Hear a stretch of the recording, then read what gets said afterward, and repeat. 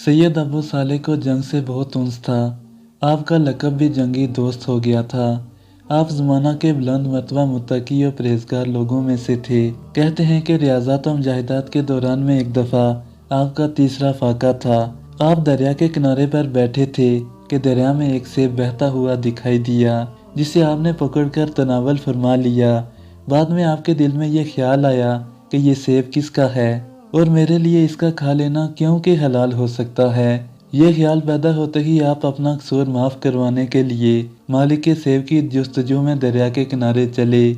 इस दरिया के किनारे कई रोज़ के मुतवातर सफ़र के बाद आपको आब रुआं के करीब एक नहायत अजीम शान इमारत मिली, जिसमें एक बहुत वसी बाग था। इस बाग में सेब का एक बहुत बड़ा दरख्त भी नज़र आया, जिसकी शाखें मेवे से लदी हुई सतह आप पर फैली हुई थी। इन शाहों से पुख्ता सेब टूटकर पानी में गिर रहे थे। आपको यकीन हो गया कि जो सेब आपने तनावल फरमाया था वो इसी दरख्त का है। चनाचे आपने मालिक के बाग के मुताल्लिक़ दरियाफ्त किया। तहकीकात के बाद मालूम हुआ कि इस बाग व महल के मालिक हज़रत सैयद अब्दुल्ला सोमी हैं। आप इनकी खिदमत में हाजिर हुए और सारा माजरा अर्ज करके माफ़ी की दरखास्त की। हज़रत अब्दुल्ला जान गए कि ये शख्स बंदगाने खुदा में से है। फरमाया 12 बरस हमारी खिदमत में रहो तब वो माफ़ होगा। आपने बसरो चशम मंजर फरमाया। 12 साल की मुद्दत ख़त्म हुई तो हज़रत अब्दुल्ला सोमी ने फरमाया एक खिदमत और है, इसे भी अंजाम दो तो तब सेब माफ़ करूँगा। वो ये कि मेरी एक लड़की है जिसमें 4 ऐब हैं।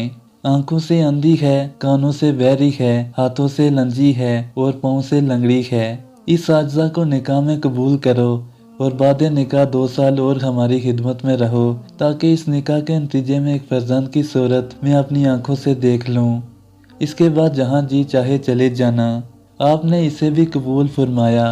जब निकाह के बाद साहिबजादी का सामना हुआ तो क्या देखते हैं कि इसके तमाम अज़ा सही और सालम हैं और इसकी हुस्न जमाल के आगे 14वीं रात का चांद भी शर्माता है।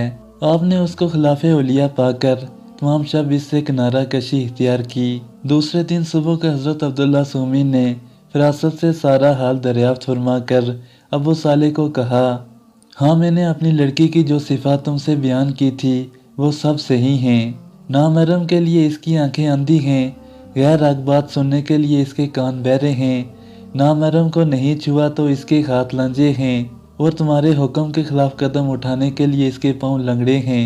इनकी बातें सुनकर हज़रत अबू सालेह के कल्ब में अपनी बीवी की बड़ी कदर मंजिलत हुई और दोनों बहुत खुशी से रहने लगे। हज़रत अबू सालेह इब्तिदा से लेकर उस उम्र तक बिल्कुल लाऔलाद रहे। आखिरी उम्र में आकर औलाद पैदा हुई। अल्लाह रब्बुल इज़्ज़त ने उन्हें बेटा अता फरमाया और उन्होंने इनका नाम अब्दुल कादिर रखा, जो बाद में गौसे आज़म के लक़ब से मशहूर हुए।